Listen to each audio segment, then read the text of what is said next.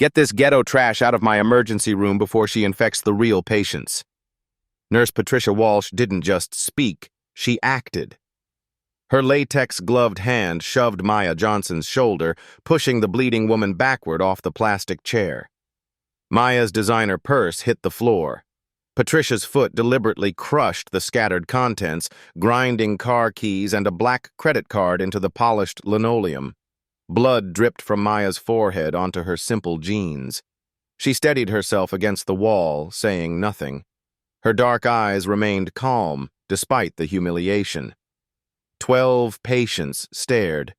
3 phones started recording. A child whispered, "Mommy, why is that nurse being mean?" Patricia smirked. Some people need to learn their place. Have you ever been judged so harshly that strangers assumed you didn't deserve basic human dignity? The waiting room clock ticked to 11:52 p.m. Maya pulled herself back onto the chair, her movements deliberate and controlled. She dabbed the cut on her forehead with tissues from her pocket, while Patricia watched with obvious satisfaction. "Insurance card," Patricia demanded for the 4th time tonight, her voice loud enough for everyone to hear. "And don't hand me some fake Medicaid nonsense." Maya calmly produced her Blue Cross Blue Shield premium card. Patricia snatched it, held it up to the light like checking for counterfeit bills, then tossed it back. Probably stolen. At the registration desk, Patricia's voice carried across the room. "We have a problem patient in Section B, claims she has real insurance." Air quotes accompanied the words. Other staff members glanced over, and Maya felt their assumptions crystallizing. Jennifer Martinez, a young mother waiting with her feverish toddler, had seen enough. She opened Facebook Live on her phone. "Y'all need to see this racist BS happening at St. Margaret's Hospital right now," she whispered into the camera. "They're treating this black woman like garbage."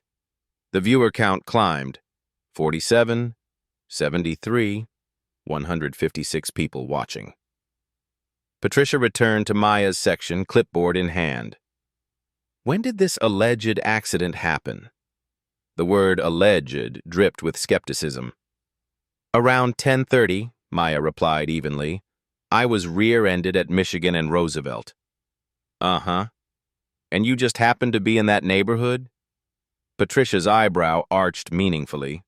Michigan and Roosevelt wasn't exactly the upscale area someone with Maya's calm demeanor would typically frequent at night. Maya's phone buzzed. A text from James. "Surgery running late. Traffic cleared downtown. 10 minutes out. Stay strong, love." She checked the time. 11:57 p.m. 10 minutes until midnight. Meanwhile, Jennifer's live stream was gaining momentum. Comments flooded in. "This is disgusting. Call the news. What hospital is this again? Someone tag the mayor." 312 viewers now. Then 486. The local hashtag number sign St. Margaret's Shame began appearing in the comments. Patricia noticed people filming and strutted over to Jennifer.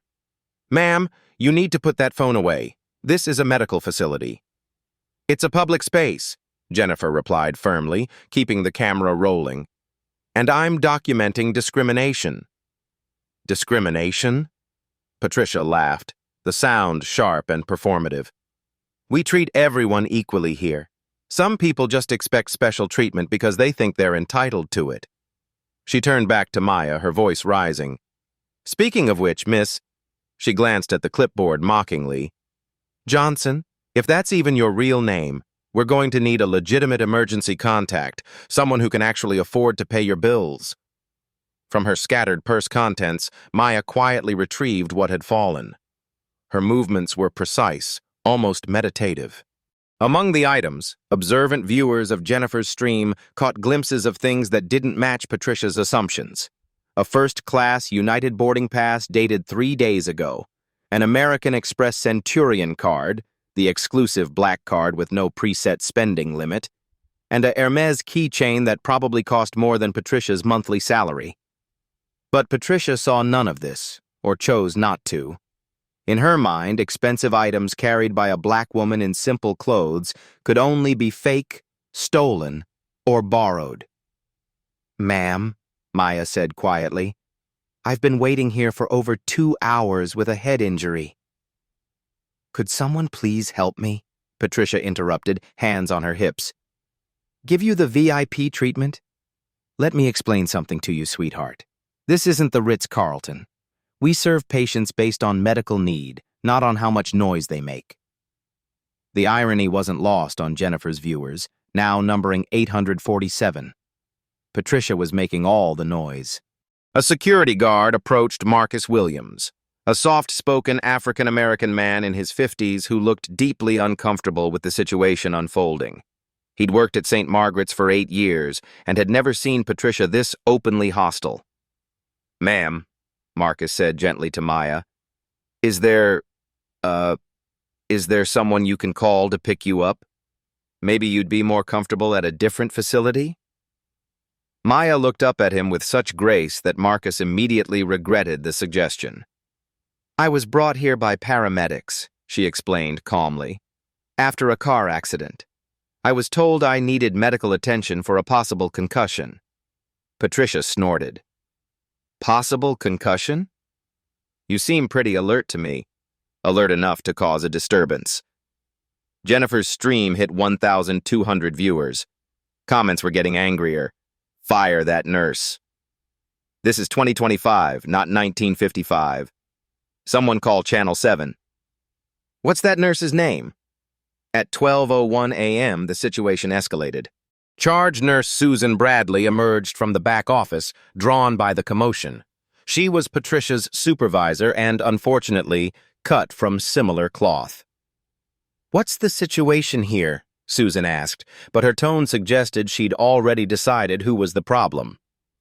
"Disruptive patient," Patricia reported crisply.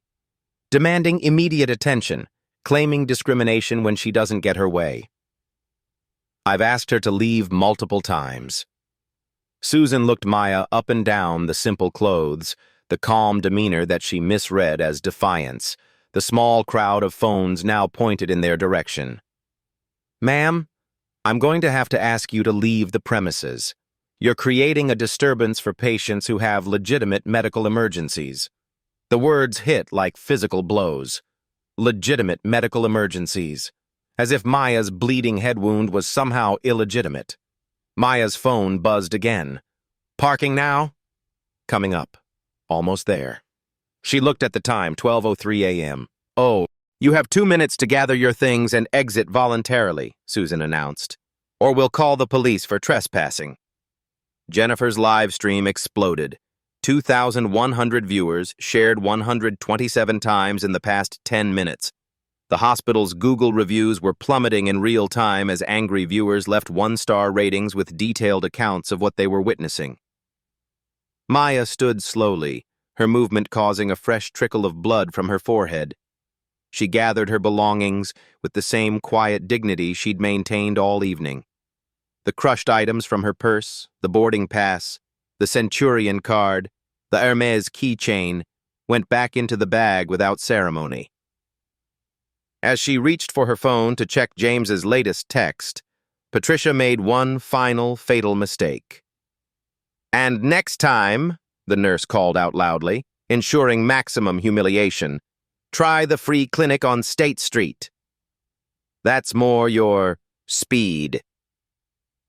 Every phone in the waiting room was recording now.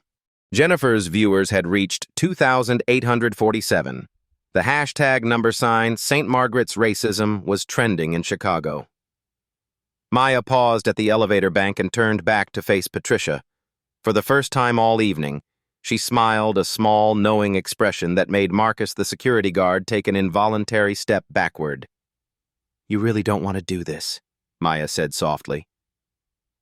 The elevator dinged. The elevator doors opened at 12:04 a.m., but instead of Maya stepping inside, ER manager Dylan Pierce stepped out. He was a thin man in his early 40s with the nervous energy of someone perpetually worried about liability issues. The sight of multiple phones recording in his emergency room made his eye twitch. "What's going on here?" Dylan's voice carried the forced authority of middle management trying to control a situation spiraling beyond his pay grade. Patricia seized the moment. "Mr. Pierce, thank goodness. This woman has been disrupting our entire emergency department. She's refused to leave despite multiple requests. She's encouraging other patients to film us, and she's making wild accusations about our staff." Dylan looked around the waiting room. Jennifer's live stream was still running. 2,847 viewers had become 3,400. Other patients held their phones openly, no longer pretending to be discreet. A teenager near the vending machines was clearly posting to TikTok, and an elderly man was speaking quietly into his phone, describing the scene to someone on the other end. "Ma'am," Dylan addressed Maya with practiced corporate politeness, "I understand you're upset, but you're creating a disruption for other patients who have legitimate medical needs. We're going to need to ask you to leave immediately." There was that word again. Legitimate. Maya's phone showed a new text from James. "Elevator now. Stay exactly where you are. 12:05 a.m. "I have a head injury from a car accident," Maya said calmly, her voice carrying clearly across the suddenly quiet waiting room. "I was brought here by paramedics who said I needed immediate medical attention. I have premium insurance. I've been waiting over 2 hours, and now you're asking me to leave without treatment." Her words were measured, factual, and devastating in their simplicity. Dylan shifted uncomfortably. He could see the phone recording and could imagine the headlines: "Hospital refuses treatment to injured black woman." But Patricia was a 20-year veteran, and Susan was his charge nurse. Surely they wouldn't act this way without good reason. "Security," Dylan called to Marcus, who was standing nearby looking like he wanted to disappear entirely. "We need to escort this patient out for trespassing." Marcus didn't move. In 8 years of security work, he'd never felt worse about his job. "Sir," Marcus said quietly, "maybe we should just let the doctors take a look? She is bleeding." Patricia whirled on him. "Marcus, your job is security, not medical triage. When management gives you an order, you follow it." The live stream viewers were now sharing frantically. Number sign St. Margaret's racism was trending citywide. Hospital reviews continued to plummet, 4.2 stars to 3.7 to 3.1 in real time. Someone had found the hospital's Twitter account at St. Margaret's ER, and mentions were spiking 500% as the story spread. At Channel 7 News, reporter Monica Carter was getting dressed after receiving a tip from a viewer.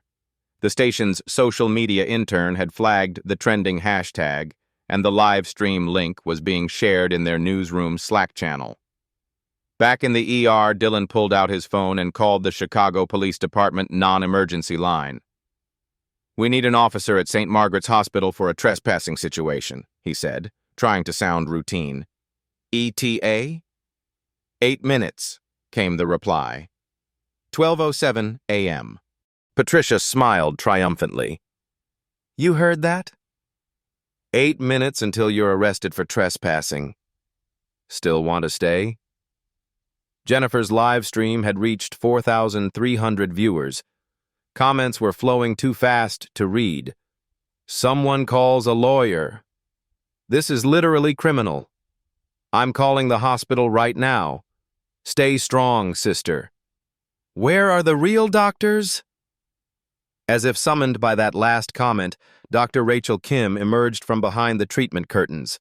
She was a second-year resident, exhausted from a 14-hour shift, but the commotion had finally penetrated her focus on medical charts. "What's happening out here?"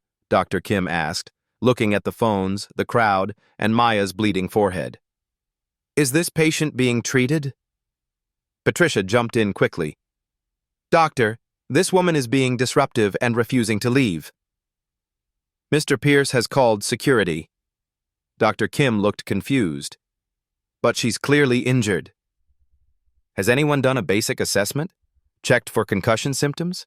"That's not your concern," Susan interjected sharply. "This is an administrative matter now." The young doctor's medical training warred with hospital hierarchy. She looked at Maya's head wound, then at the phones recording everything, then at the hostile faces of the nursing staff. I need to check with the attending physician. The attending is in surgery, Patricia said quickly. Has been all night. This was technically true, but incomplete. Dr. Kim didn't know that the attending surgeon was Maya's husband, 12:09 a.m. Maya's forehead was still bleeding. Despite over 2 hours in a medical facility, no one had cleaned the wound, checked for glass fragments, or performed even basic first aid. Jennifer made sure her live stream captured this detail. "Look at her," Jennifer said to her phone camera. "Still bleeding after 2 hours. This is about race, y'all. Nothing else." The viewer count hit 5,200. Dylan was growing desperate. The social media situation was escalating beyond anything he'd ever handled. His phone kept buzzing with notifications. The hospital's Facebook page was being flooded with angry comments, and someone had started calling the main switchboard to complain. "Ma'am," Dylan said to Maya, his voice taking on a threatening edge, "you have exactly 2 minutes to leave voluntarily or you'll be arrested for criminal trespassing." "Is that really what you want?" Maya checked her phone. 12:11 a.m. "I want medical treatment for my injuries," she said simply. "That's what I've wanted since I arrived." "Well, you can't have it here," Patricia snapped, her professionalism finally cracking completely. "Maybe try Cook County General. They're more used to dealing with your type." The waiting room went dead silent. Jennifer's live stream viewer count spiked to 6,800 as people shared the clip of Patricia's barely veiled racism. Dr. Kim stepped forward. "That's completely inappropriate. I'm going to dash. "You're going to return to your patients," Susan cut her off firmly. "This woman is not your responsibility." 12:13 a.m. Police sirens became audible in the distance. Maya stood quietly in the center of an increasingly hostile circle of hospital staff. Patients around the room were divided, some filming supportively, others looking away in discomfort, a few nodding approval at the staff's actions. Her phone buzzed with another text from James. 2 minutes. I can see the crowd from the elevator security camera. Stay strong. For the first time all evening, Maya spoke with something other than calm resignation in her voice. She looked directly at Patricia, then at Susan, then at Dylan. "You really don't want to do this," she repeated. But this time there was something in her tone that made Marcus take another step back. Patricia laughed harshly. "Are you threatening us?" "Security!" But Marcus was staring at Maya with dawning recognition. Something about her posture, her unshakable calm despite the escalating humiliation, the expensive items from her purse, the way she kept checking her phone. "Ma'am," Marcus said slowly, "what did you say your last name was?" "Johnson," Maya replied quietly. Marcus's eyes widened. There was only one Johnson everyone at St. Margaret's knew by reputation. The police sirens were getting closer. Jennifer's live stream had peaked at 8,200 viewers. The hashtag #STMARGARETSSHAME was trending nationwide now, picked up by social justice accounts with hundreds of thousands of followers. 12:14 a.m. Dylan was on his phone with hospital administration, frantically explaining the situation to the night supervisor. "Yes, sir. We have it under control." "No, sir. No press calls yet." "Yes, I understand the importance of avoiding negative publicity." Patricia was drunk on the power of the moment, the validation of having authority figures support her judgment. She pointed at Maya dramatically. "You have exactly 60 seconds to walk out that door voluntarily, or you'll be dragged out in handcuffs. Your choice, sweetheart." Maya looked at her phone one final time. 12:15 a.m. Behind her, the elevator dinged. Everyone in the waiting room turned toward the sound. The doors began to slide open. Maya smiled, the same small, knowing expression that had made Marcus nervous earlier, but now he understood why. "Too late," she said softly. The elevator doors opened with mechanical precision at 12:16 a.m. Dr. James Johnson stepped into the waiting room like a force of nature contained in scrubs and a tailored coat. 6'2", broad shoulders, with the quiet confidence that came from 15 years of saving lives in emergency medicine. His hospital badge caught the fluorescent light. James Johnson, M.D., Chief of Emergency Medicine. The effect was instantaneous. Patricia's mouth fell open mid-sentence. Susan's clipboard clattered to the floor. Dylan's phone call ended abruptly as his hand went limp. Even Dr. Kim straightened unconsciously. Everyone knew Dr. Johnson's reputation. For several heartbeats, nobody moved. James said nothing. His eyes swept the scene with clinical precision. His wife standing in the center of a hostile circle, blood still trickling from her forehead, phones recording everything, the tension thick enough to cut with a scalpel. He walked directly to Maya with measured steps. No urgency, no drama, just the purposeful movement of a physician approaching a patient. "Let me see," he said quietly, his voice carrying the natural authority of someone accustomed to life and death decisions. From his coat pocket, James pulled a small medical kit, something he always carried. He gently tilted Maya's chin to examine the wound under the harsh waiting room lights. His touch was professional but tender, checking for glass fragments, assessing depth, evaluating for signs of concussion. The waiting room was tomb silent except for Jennifer's whispered commentary to her live stream. "Oh my God, y'all. I think that's Dr. Johnson. The Dr. Johnson."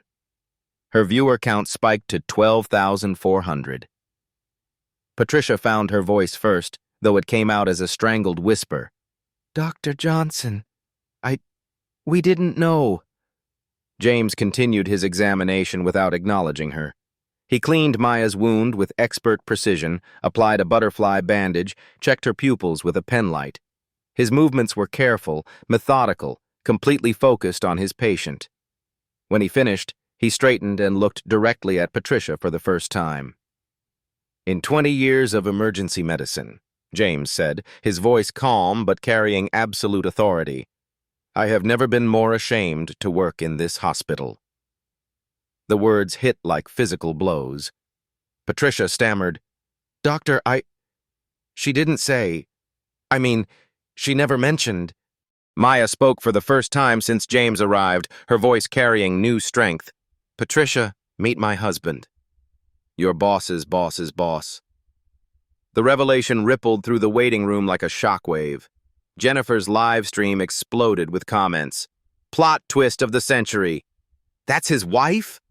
Oh snap, she about to own this hospital. Patricia is so fired." But Maya wasn't finished. She reached into her purse and pulled out a business card, holding it up so everyone could see. Maya Johnson, J.D., Johnson and Associates, Civil Rights Law. The second revelation hit even harder than the first. Susan's face went ashen. Dylan Pierce looked like he might vomit. Dr. Kim covered her mouth in shock. Marcus, the security guard, actually smiled for the first time all evening. "Would it have mattered who I was married to?" Maya asked, her voice carrying across the silent waiting room. "Should it have mattered?" The question hung in the air like an indictment.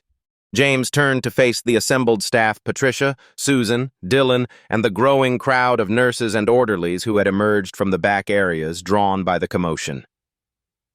"This woman," he said, gesturing to Maya, "has been bleeding in your waiting room for over 2 hours. She was brought here by paramedics with a head injury. She has premium insurance. She has been nothing but patient and polite." His voice remained controlled, but everyone could hear the fury underneath. Instead of receiving medical care, she was humiliated, had her belongings scattered on the floor, was called ghetto trash, was accused of theft, was threatened with arrest, and was told to seek treatment at a free clinic. Each accusation landed like a hammer blow. Patricia tried to interrupt. "Dr. Johnson, that's not exactly—" "Are you suggesting the video evidence is inaccurate?" James asked quietly.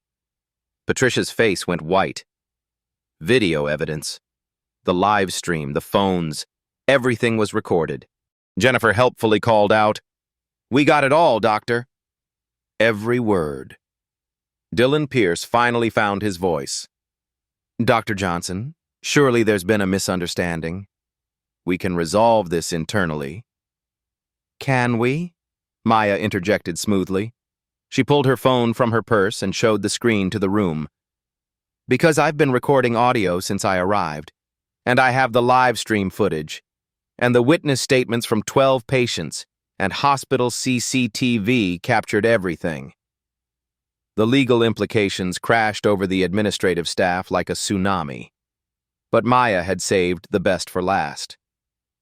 "Patricia," she said conversationally, "you mentioned earlier that some people need to learn their place. Would you like to know what my place is?" She reached into her purse one more time and produced a folder of documents. 3 months ago, I won a $2.3 million settlement against Northwestern Memorial for healthcare discrimination. Last month, I was retained by the Department of Justice to consult on their investigation into systemic bias in Chicago area hospitals. Patricia gripped the registration desk for support. "And tomorrow morning," Maya continued with devastating calm, "I was scheduled to present my preliminary findings to the Illinois Attorney General's office. Findings that will now include a comprehensive case study of St. Margaret's Hospital Emergency Department." The silence stretched on forever. James looked at his wife with obvious pride, then turned back to the staff. "Dr. Kim," he said to the young resident, "thank you for trying to intervene. That took courage." Dr. Kim nodded mutely. "Marcus," James addressed the security guard, "thank you for your restraint and basic human decency." Marcus straightened with visible relief. Then James's gaze fell on Patricia, Susan, and Dylan. "As for the rest of you," he said quietly, "we'll be speaking with hospital administration in the morning." Jennifer's live stream had reached 18,000 viewers. The story was spreading across social media platforms faster than the hospital's crisis management team could track. # St. Margaret's Shame and # Dr. Johnson Wife was trending nationally. But Maya still wasn't finished. She looked directly at Patricia, the woman who had humiliated her, scattered her belongings, called her names, and tried to have her arrested. "Patricia," Maya said with devastating calm, "you were right about one thing. Some people do need to learn their place." She paused, letting the words sink in. "Your place is about to change dramatically." The elevator dinged again. This time, it was hospital CEO Dr. Margaret Steinberg, who had been frantically called at home as the social media situation exploded beyond anyone's ability to control. Dr. Steinberg stepped into a waiting room where the balance of power had completely shifted. Her eyes went immediately to James, the star physician she couldn't afford to lose, then to Maya with her business card and legal documents, then to the phones still recording everything. "Dr. Johnson," she said carefully. "Mrs. Johnson, how can we make this right?" Maya and James exchanged a look, husband and wife, attorney and physician, two people who had just endured something that would change everything. "That," Maya said quietly, "is exactly what we're going to discuss." Dr. Margaret Steinberg stood in the center of the chaos like a seasoned general surveying a battlefield she was already losing. The hospital CEO was a sharp woman in her late 50s who had navigated countless crises, but never one unfolding in real time across social media with 18,000 people watching. Her phone buzzed continuously with notifications. The hospital's communications director was texting frantically. "Twitter mentions up 2,400%. Local news stations calling. Need damage control now. Perhaps we should move this conversation somewhere more private," Dr. Steinberg suggested diplomatically, gesturing toward the administrative offices. "No," Maya said firmly. "This happened in public. The resolution happens in public." Jennifer's live stream viewers erupted in approval. The viewer count hit 19,200 and climbing. Dr. Steinberg nodded reluctantly. She pulled out her phone and scrolled through the digital disaster unfolding in real time. The hospital's Google reviews had plummeted from 4.2 stars to 2.8 stars in 30 minutes. Their Facebook page was flooded with angry comments demanding Patricia's termination. A notification popped up. Channel 7 news reporter Monica Carter was in the parking lot. "Mrs. Johnson," Dr. Steinberg began carefully, "I want to apologize on behalf of St. Margaret's Hospital for what you've experienced tonight. This is absolutely not representative of our values or standards of care." Maya remained standing, her posture straight and professional. James flanked her left side, his medical authority lending weight to every word she would speak. "Dr. Steinberg," Maya replied with courtroom precision, "with respect, your apology addresses the symptoms, not the disease. What happened tonight wasn't an aberration. It was systemic failure operating exactly as designed." She opened her legal folder and pulled out a tablet, swiping to a prepared presentation that made it clear this moment had been anticipated, planned for. "St. Margaret's Emergency Department serves 47,000 patients annually," Maya began, her voice carrying the measured authority of someone who had spent years dismantling corporate defenses. "Your department generates $847 million in revenue per year. Hospital-wide, you employ 4,200 people and manage a $2.8 billion annual budget." The precision of her data made Dr. Steinberg's stomach drop. This wasn't an angry patient making emotional threats. This was a legal professional who had done comprehensive research. "In the past 18 months, Maya continued, your hospital has received 34 documented complaints related to discriminatory treatment. Average malpractice settlement for healthcare discrimination in Illinois, $1.2 million per case. Class action potential for systemic discrimination, $45 to $60 million. Patricia, who had been hovering near the nurse's station, made a small noise that might have been a whimper. Dylan Pierce stepped forward desperately. "Mrs. Johnson, surely we can resolve this internally. One incident doesn't constitute a pattern." "One incident?" Maya's eyebrow arched. "Let me show you something." She turned her tablet toward the assembled crowd and began scrolling through screenshots. "Yelp reviews from the past 12 months, she announced. "Nurse was extremely rude to my Hispanic mother. Asian family waited 3 hours while white patients were seen immediately. Staff made assumptions about my insurance based on my appearance." Each review appeared on screen with timestamps and detailed accounts of discriminatory treatment. "Google reviews," Maya continued, "waited 6 hours while white patients with less serious conditions were prioritized. Security followed me around like I was going to steal something. Nurse spoke to me like I was stupid because of my accent." The evidence was damning, comprehensive, and publicly verifiable. James stepped forward, his voice carrying the weight of 15 years in emergency medicine. "Dr. Steinberg," he said calmly, "3 weeks ago I received a formal offer for Chief of Medicine at Northwestern Memorial. The compensation package represents a $340,000 annual increase, plus research funding and administrative support." The threat was subtle but unmistakable. St. Margaret's couldn't afford to lose their star physician. "My wife and I have discussed this opportunity extensively," James continued. "Tonight's events have accelerated our timeline. The offer expires Friday at 5 p.m. Maya resumed control of the conversation. "Dr. Steinberg, your Joint Commission accreditation review is scheduled for next month. A discrimination complaint during an active review triggers automatic investigation protocols that can delay accreditation for 18 months. The CEO's face went pale. Joint Commission accreditation was essential for Medicare reimbursement and insurance contracts. "Additionally," Maya continued, "the Department of Justice has been investigating healthcare discrimination in major metropolitan areas. Chicago is under review. One well-documented case could trigger a federal investigation of your entire operation." "What do you want?" Dr. Steinberg asked quietly. Maya's smile was professional and terrifying in its implications.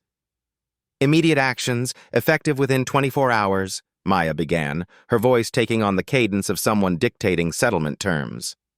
First, Patricia Walsh is suspended without pay pending an external investigation. Mandatory bias training and formal reprimand before any consideration of reinstatement. Patricia's face crumpled as 20 years of employment hung in the balance. Second, manager Dylan Pierce is demoted from supervisory position, 15% salary reduction, mandatory retraining and 6-month probation. Dylan's mouth opened in protest, then snapped shut. Third, written apology from hospital administration posted on your website, social media, and provided to local news within 12 hours. Fourth, all medical expenses related to my treatment tonight waived. Priority scheduling for follow-up care. Dr. Steinberg nodded rapidly. Of course. I'm not finished, Maya continued smoothly. System-wide changes within 30 days. She advanced to her next slides. Patient advocate with legal training stationed in the emergency department 24/7. Direct reporting to administration, bypassing departmental hierarchies. Anonymous reporting app for discrimination complaints. QR codes in every waiting area, patient room, and common space. 48-hour investigation requirement. Body cameras for all security personnel. Weekly footage review by patient advocacy team. Quarterly review by external auditors. Mandatory cultural competency training for all staff with annual recertification. Advancement decisions will include cultural competency metrics. Jennifer's live stream viewers were witnessing comprehensive corporate accountability. Comments flooded in praising the systematic approach. Long-term accountability measures within 90 days, Maya continued. Community Oversight Board. 7 voting members, including 3 patient representatives, 2 civil rights leaders, 2 external medical professionals. Monthly meetings, quarterly transparency reports. Management bonuses tied to diversity metrics and patient satisfaction scores related to cultural competency. External auditing firm conducting quarterly bias assessments. Results published on hospital website. Annual $100,000 donation to local civil rights organizations focused on healthcare equity. The transformation Maya demanded was breathtaking, a complete reimagining of the hospital's approach to equity and accountability. Dr. Steinberg looked around, at phone recording, at James, whose resignation was ready, at 25,000-plus live stream viewers, at the social media crisis trending nationally. "And if we agree to these terms," she asked. "No lawsuit filed," Maya replied simply. "No joint commission complaints. My husband withdraws his Northwestern application. This becomes a case study in institutional accountability versus defensiveness. The offer was reasonable, comprehensive, and non-negotiable." Dr. Steinberg extended her hand. "Mrs. Johnson, you have a deal." As they shook hands, applause broke out in the waiting room. Jennifer's live stream peaked at 27,000 viewers. But Patricia Walsh had one last moment of spectacular poor judgment. "This is insane," she called out.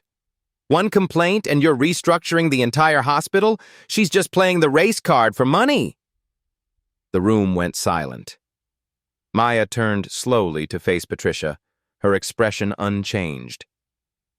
"Patricia," she said quietly, "you just violated your suspension terms by engaging in retaliatory behavior. Dr. Steinberg, that constitutes grounds for immediate termination." Dr. Steinberg didn't hesitate. "Patricia Walsh, you are terminated immediately. Security will escort you out." And with that moment, captured live by 27,000 viewers, the transformation of St. Margaret's Hospital officially began. 6 weeks later, St. Margaret's Hospital. The transformation began immediately. By 7 a.m. the following morning, Patricia Walsh's termination was official. Her 20-year tenure ended with a security escort to the parking lot, carrying a cardboard box containing personal items and a termination letter citing discriminatory behavior toward patients and retaliatory conduct in violation of hospital policy. Dylan Pierce found himself reassigned to the hospital's billing department, processing insurance claims in a windowless office on the third floor. His 15% salary reduction meant fewer dinners out, a delayed vacation, and serious conversations with his wife about their mortgage payments. Dr. Steinberg spent that first day in emergency meetings with the board of directors, legal counsel, and crisis management consultants. The live stream had been viewed 340,000 times within 12 hours. Number sign St. Margaret's shame was trending nationally, with major news outlets requesting interviews. But Maya Johnson had kept her word. No lawsuits were filed. No federal complaints were submitted. The story, while viral, remained focused on accountability rather than destruction. Day 3. The Apology. The hospital's public apology appeared on their website homepage, replacing the usual promotional content about cardiac surgery excellence and patient satisfaction awards.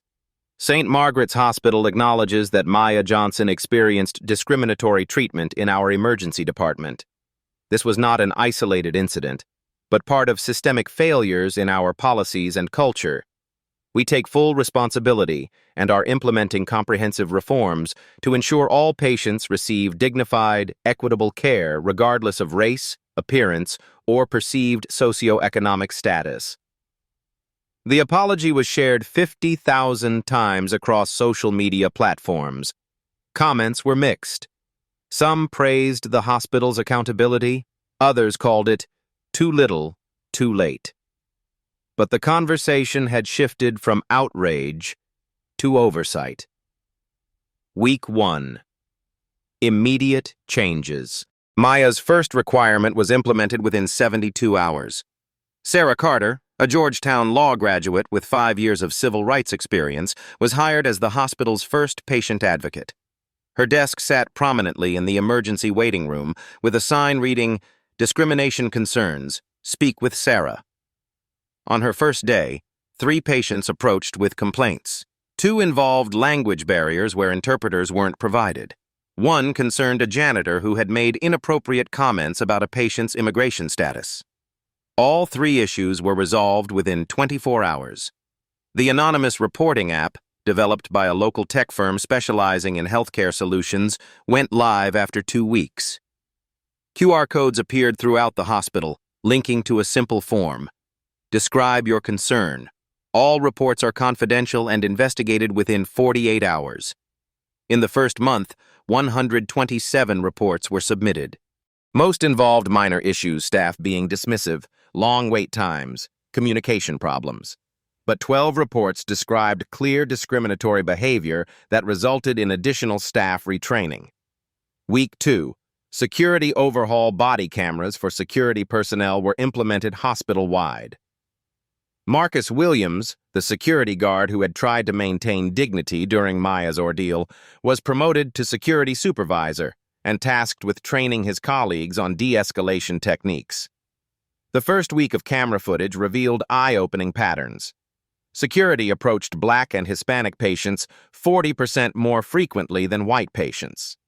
Response times to disturbances varied significantly based on the patient's apparent race and class. Marcus used the data to retrain his entire team. "We're here to help patients feel safe," he told them during mandatory training sessions, "not to make them feel surveilled." Month 1. Cultural Competency Revolution. The mandatory cultural competency training was unlike anything the hospital had implemented before. Instead of generic diversity videos, staff participated in scenario-based workshops led by community activists and former patients who had experienced discrimination. Nurses role-played difficult situations. Doctors examined their own unconscious biases through interactive exercises. Administrative staff learned to recognize microaggressions and interrupt them professionally. Dr. Rachel Kim, the resident who had tried to help Maya, became a champion of the training program. Medical school taught me to treat diseases, she said in an interview with the hospital newsletter. This training taught me to treat human beings. Month 2. Community Oversight. The Community Oversight Board held its first meeting in the hospital's main conference room. 7 members, as Maya had specified, 3 patient representatives from different community organizations, 2 civil rights leaders from the NAACP and the Puerto Rican Cultural Center, and 2 external medical professionals. Their first quarterly report was devastating and hopeful in equal measure. They documented 15 discrimination complaints that had been properly resolved through the new system, highlighted improvements in patient satisfaction scores among communities of color, and identified 3 departments that still needed intensive intervention. The board's recommendations carried real weight. When they suggested that the hospital's Spanish-language signage was inadequate, new bilingual signs appeared within 2 weeks. When they noted that security disproportionately questioned patients of color about their right to be there, additional training was immediately implemented. Month 3. The numbers. 3 months after Maya's night in the emergency room, the data told a remarkable story. Patient satisfaction scores for cultural competency had increased from 2.8 to 4.1 out of 5 among Black patients, from 3.1 to 4.3 among Hispanic patients, and from 3.4 to 4.5 among Asian patients. White patient scores remained steady at 4.2, proving that equity improvements didn't require diminished care for anyone. Discrimination complaints, rather than disappearing, had actually increased from an average of 2.8 per month to 7.3 per month. But resolution times had decreased from an average of 23 days to 3.2 days, and patient satisfaction with complaint resolution had increased from 31% to 89%. The hospital's Google reviews had rebounded from the post-incident low of 2.8 stars to 4.1 stars. New reviews consistently mentioned the hospital's commitment to change and real accountability. Month 4. Recognition. The Journal of Healthcare Administration published a case study titled From Crisis to Culture Change: How St. Margaret's Hospital Transformed Discrimination Response. Maya co-authored this article with Dr. Steinberg, turning their confrontation into a roadmap for institutional reform. The Illinois Hospital Association invited St. Margaret's to present their transformation model at the annual state conference. 12 other hospitals requested consultation on implementing similar programs. Maya's law firm, Johnson & Associates, was retained by 3 additional hospitals seeking to proactively address bias before crises occurred. Her fee structure was unique. She charged based on measurable outcomes rather than hourly rates, aligning her financial incentives with actual patient care improvements. Month 6. Personal Victories. Dr. James Johnson withdrew his application to Northwestern Memorial and signed a 5-year contract extension with St. Margaret's. His new compensation package included funding for bias research and a commitment to make St. Margaret's a national model for healthcare equity.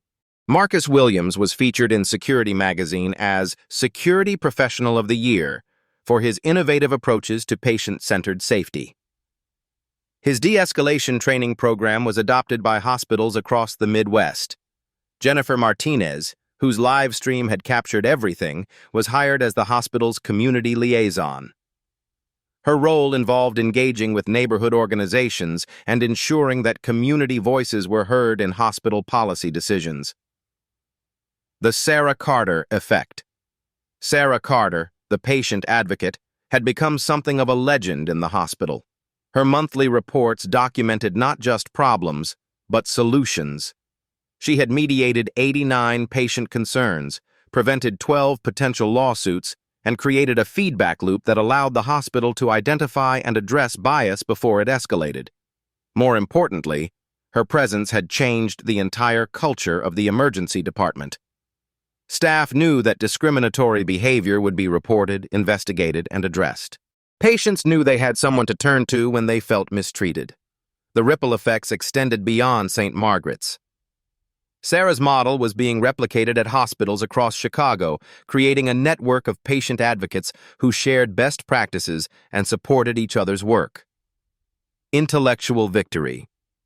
Maya's approach had proven something remarkable, that intellectual strategy could achieve more comprehensive change than lawsuits, protests, or public shaming alone.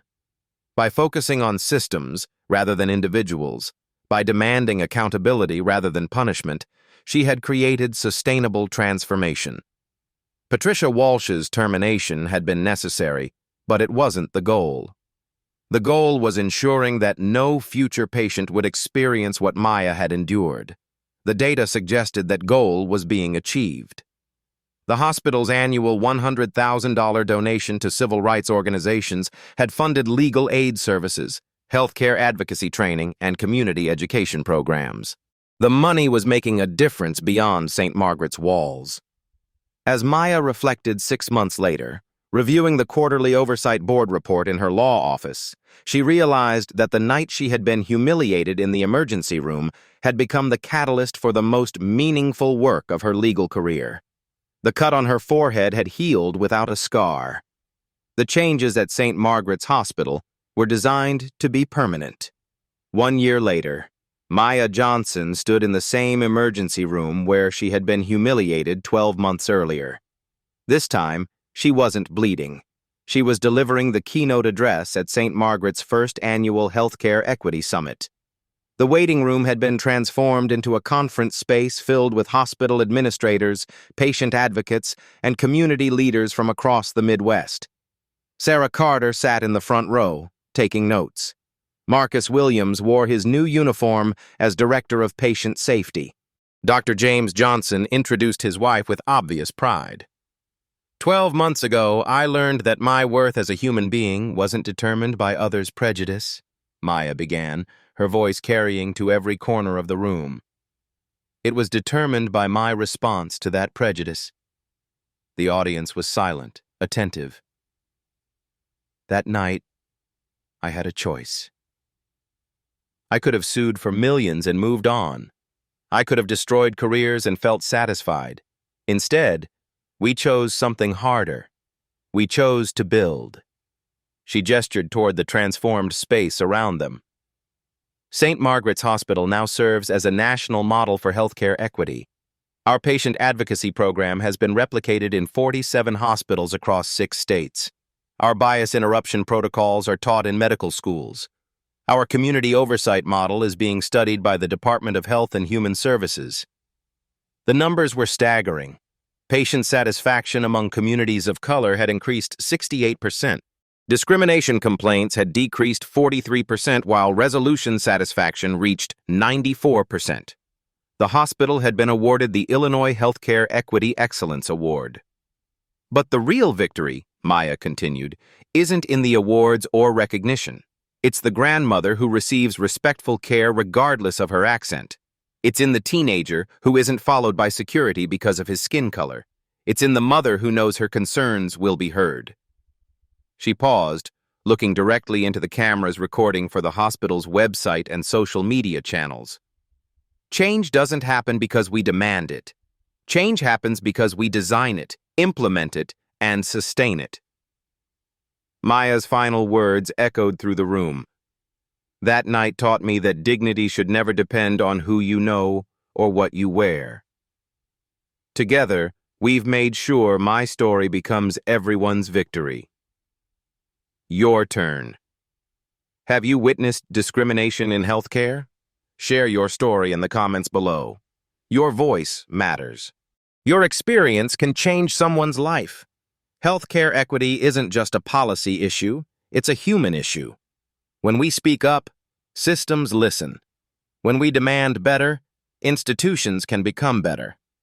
Subscribe to Black Voices Uncut for more stories of quiet strength defeating loud prejudice. Ring the notification bell so you never miss how ordinary people create extraordinary change.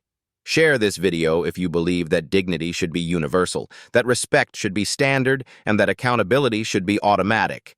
Together, we make sure Maya's story inspires action, not just admiration. The ripple effect continues. Maya's story reached 4.7 million views across all platforms. It sparked policy changes at 127 hospitals nationwide. Harvard Business School created a case study on crisis management and social justice transformation.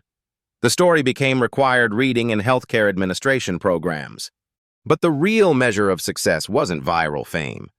It was the thousands of patients who received better care because one woman refused to accept that discrimination was inevitable. Patricia Walsh eventually found work at a small clinic outside the city, where she completed extensive bias training and slowly rebuilt her understanding of patient care. Her story became a cautionary tale, but also one of potential redemption. Dr. Margaret Steinberg was promoted to regional hospital director, tasked with implementing the St. Margaret's model across multiple facilities. She credited Maya with teaching her that accountability could be a competitive advantage rather than a liability. Maya Johnson continues practicing civil rights law, specializing in healthcare discrimination. Her firm's motto reflects the lesson of that transformative night. Dignity through design, justice through systems. The cut on her forehead healed completely. The changes it catalyzed continue to grow. At Black Voices Uncut, we don't polish away the pain or water down the message. We tell it like it is because the truth deserves nothing less. If today's story spoke to you, click like, join the conversation in the comments, and subscribe so you'll be here for the next Uncut Voice.